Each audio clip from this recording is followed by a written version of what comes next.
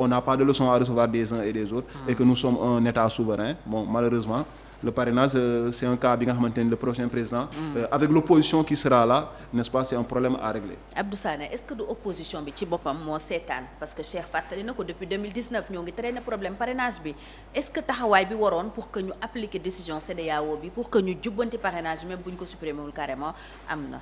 non am na ay principe c'est pas une affaire d'opposition ça doit concerner tout le monde parce que ça aussi il faut que nit ñi ñu éviter daw seen responsabilité defe ne am na koo xam ne moom moo juddoo pour assumer ses responsabilités yow lan moo la tere nga xeex c'est un combat citoyen xeex pour justice bu da amul koo xam ne il est fait pour ça ak koo xam ne il est fait pour regarder ça nous concerne ñun ñëpp mais yéen da ngeen toll mais yéen en tant que politique quand même yéen a war a jiite c'est là où je suis pas d'accord avec vous yéen da ngeen defee ne am na loo xam ne ñële ñoo koy def comme si yéen ça ne vous regarde pas mais politique boobu la finalité c'est quoi c'est pour gérer ton destin su fekkee kii di gérer sa destin amul légitimité tu vas en souffrir yow bi su fekkee kii di gérer sa destin amul yeneen crédibilité dafa jaar par des tours de passe-passe foofu nekk fii tu vas en paix. mais yéen a yor appareil politique yi nag Abdou Sané. non déglu ma combat politique mais yooyu tamit moo yore la force. mais yéen a leen war a déglu ma on te dit que les politiciens ne font même pas 5% de la population totale.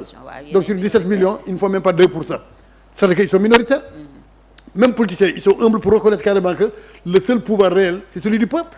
Comme on le dit et le redit. Maintenant su fekkee dañu am un peuple qui se réfugie derrière la facilité en croyant que ñoom ça ne les regarde pas. Les autres aussi vont vous montrer que nous on n'est pas nés pour travailler à votre place. ah kon loolu ngeen def non wax ma moi je suis pas le porte-parole de l'opposition encore une fois je fais un raisonnement je te dis carrément que quand une personne choisit de démissionner c'est parce que moom niveau de conscience moo des parce que waroo nangu sax politiciens yi jël leen en otage ba nga defee ne politiciens nañu xeex indil ma loolu mooy ñëw indi suba ñu piétiner la deful la neex. seppi la ci fichier mais da nga war a wane ni Sénégal sunu moomeel la ñun ñëpp Sénégal bu neexee ñun ñëpp la bu neexulee ñun ñëpp la les peuples qui ont atteint le niveau de conscience on les voit carrément ñoom ñooy toog di décider c'est pas les partis politiques moo tax man mosuma accepter mosuma tolérer sax kuy accuser les partis politiques et les partis politiques ils viennent de quoi ils sortent du milieu des populations. Et comme ni ma la ko waxee ils ne représentent même pas 2% de l'effectif de la population donc c'est une question qui intéresse tout le monde. Maintenant s'il y a des gens qui sont complaisants et qui pensent que ñoom leur silence ak leur inaction et leur immobilisme va payer mais c'est le Sénégal qui va s'engouffrer et tout le monde en paiera. Parce que ñi ñuy wax noonu c'est des politiciens am na lu ñu mën a def am na loo xam ne ci tuuru population la ñu koy def mais su fekkee population yooyu topp leen c'est autre chose man nag un homme politique. J'appelle à une manifestation pour vous dire que li may xeex nii la on dit encore politiciens ñoo woote sooy wax ñu ne kii c'est politique am na ñoo xam ne sax du la may nga wax ci micro parce que noonu fii kenn du fi politique qu'est-ce qu'on veut finalement personne ne peut se battre à la place de quelqu'un le propre du citoyen affranchi mooy lan moom moo war a toog mu xam luy ses droits luy ses devoirs lépp loo xam ne moo ko moom warul nangu transférer ses obligations à une autre personne pour mu porter ko donc c'est une fuite de responsabilité la fuite de responsabilité elle se paie cash aussi donc pour dire encore une fois que parti politique yi mosuñu toog depuis 2019 ba léegi c'est pas pour rien que il y a plus de 70 morts depuis 2019 ba léegi c'est pas pour rien que il y a plus de 1000 détenus depuis 2019 ba léegi c'est pas pour rien que il y a des milliers de blessés et pendant ce temps am na ñoo xam ne ñu ngi toog seen salon derrière les claviers xeb nañu loolu yëpp ñu ngi naan ko na politiciens def lii et quelle est leur part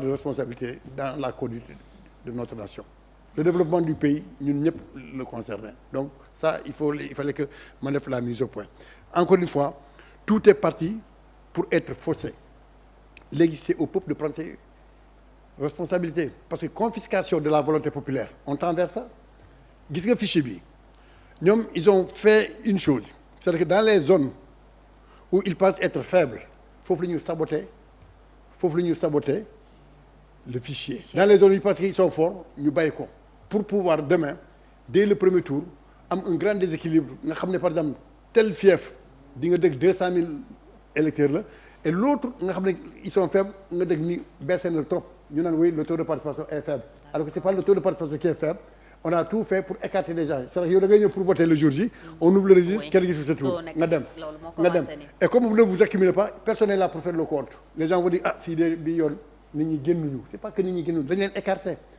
c'est tout donc ils ont calculé que il y a des zones boo defee le cumul en situation normale mun nañu am 50 plus et maintenant la zone qui pouvait être contre balance comme ay Dakar les grandes villes là nga ne léegi foofu ngay saboter foofu ngay def affaire bi yëpp. waa Ziguinchor c'est terminé. donc schéma boobu la loolu moo indi ñoom seen bopp ils ont évité le parrainage citoyen ils ont fait ba ñuy naan 3 millions et poussière la jël. 3 millions 700. ñun tam ñaata la ñu wax même chiffre à peu près ñun tam fii la ñu bakku comme quoi on a 4 millions. 4 millions. Ça fait déjà combien? Vous avez pris le fichier, hein? Deux candidats rek ont pris déjà 7 millions. Ouais. Presque Dans ces cas, oui. les autres lu ñu mënta jël forcément day am doublon.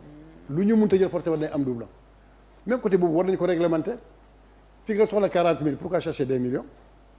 Il y a un minimum, il y a un maximum. Comme CEDEAO dafa def. yéen lu tax ngeen def ko. Comprendre loolu c'est une stratégie politique.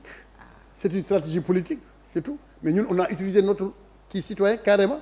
Bassirou Diomaye a été parrainé par l'option citoyenne. Mais justement. Mais Benno Bokk Yaakaar. Ouais. Donne-moi un seul membre de Benno Bokk Yaakaar parrainé par le parrainage citoyen. Est-ce que Bassirou Diomaye a déposé le pour le parrainage citoyen? C'est ça, il a déposé. C'est le parrainage citoyen, vous êtes sûr? Justement, li Parrainage xew citoyen. ni On a tey. vérifié selon Non, des il est informations. 73, il est 73e, il n'a pas encore 73e. déposé. Il n'a pas encore déposé. Il est Vous avez dit parrainage 73e. citoyen. Il est 73e. Je pense. Mais fii la ñu lancé appel bi. Il y a Parrainage son secret. citoyen la On a dit Bassirou que yóbbu on a wala- dit Bassirou C'est ça. Diomaye Parlementaire. parrainage citoyen. Ouais. Sonko parrainage Parlementaire. parlementaire et un autre parrainage parlementaire. ñun ñaar parlement la ñu am. On a que 26, on ne peut pas parler. Un autre c'est qui? Est-ce que fii la ñu koy waxee xaaral ba liste yëpp génn.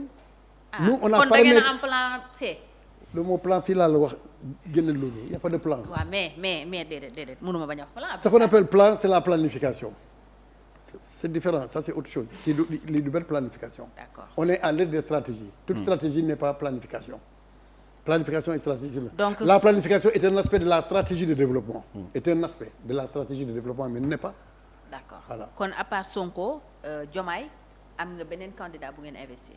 ma ne la ñun li wóor ba wóor Am nañu yeneen candidat. on a un yeneen. Yeneen. déglu ma on aura un candidat gagnant parce que am candidat yomb na candidat gagnant c'est-à-dire que ñun dépassé nañu candidat am candidat am na ñoo xam ne ñoom l'essentiel ñu ne candidat ñun c'est pas ça candidat gagnant nous sommes les seen seuls candidat mooy gagné kenn ci seeni loolu candidat. mooy candidat gagnant waaw xam dama ñu- bëgg mu leer. man personnellement sax Ñi ñuy dans déglu. tous les combats que je mène man ci xeex su ma wëree sax damay perdre ba dugg ci xeex je ne connais pas la défaite dama nekk